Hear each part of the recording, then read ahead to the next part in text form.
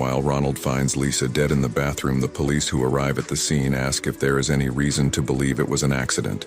Ronald says that the girl was desperate and her roommate had left her, so it's obvious. However, the detective says that there is no girl named Sky in the databases. Chris talks to his wife on video and asks her to come over on Friday. He will sign all the documents and also see his daughter.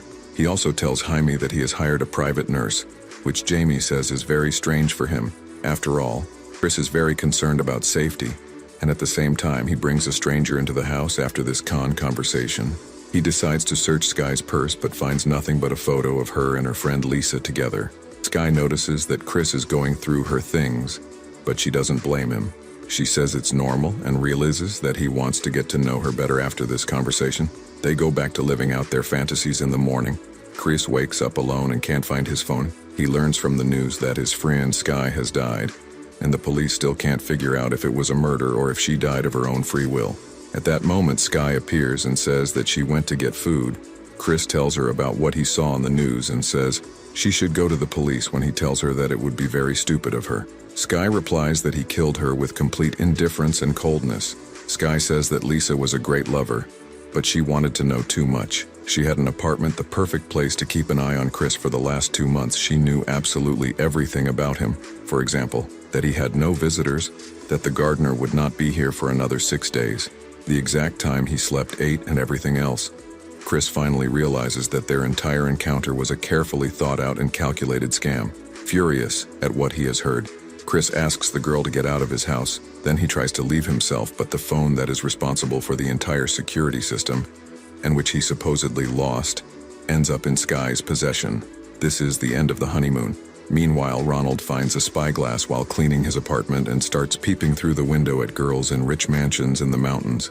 At this time, Sky asks Chris for personal information in order to deprive him of all his finances and appropriate all his wealth for herself. Later, Ronald notices the same house and sees Sky there. Chris tries to attack the girl but eventually fails.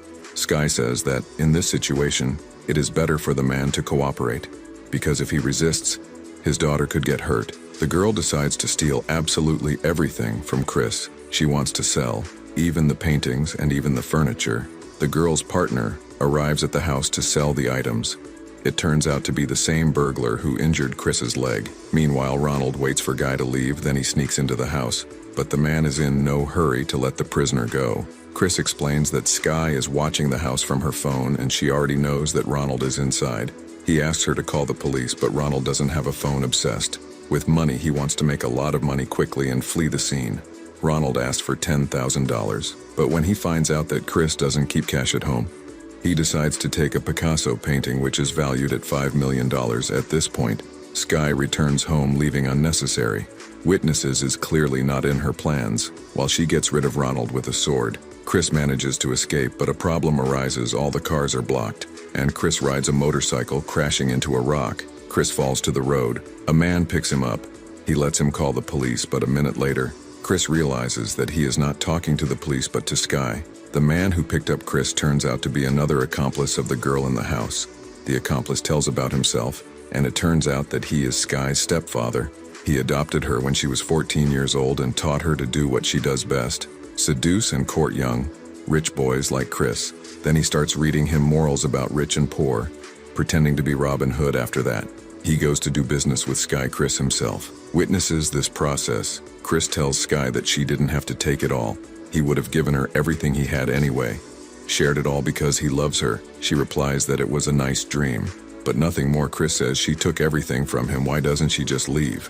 Sky replies that she took everything from him, except for $14 million worth of securities in the form of bonds which are in a vault at one of the largest American banks.